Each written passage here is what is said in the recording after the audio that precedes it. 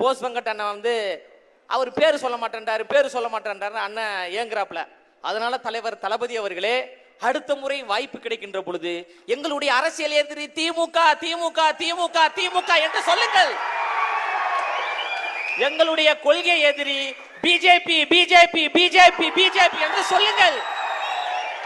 எல்லாவற்றையும் எதிர்கொள்வதற்கு நாங்கள் தயாராக இருக்கிறோம்.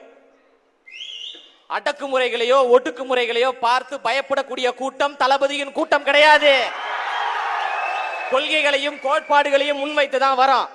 நடிகர் வராரு அப்படின்னா கூத்தாடி கூத்தாடி அப்படின்றீங்களா?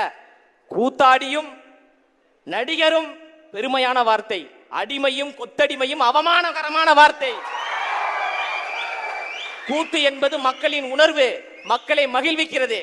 கூத்தாடி கூத்தாடின்னு பேசிட்டு இருக்கீங்க. இப்ப நீங்க எங்க இருக்கீங்க? அண்ணன் அவர்களுடைய ஒரு நேர்காணல் பார்த்தேன். சினிமாக்காரர்கள் யாரும் வரக்கூடாது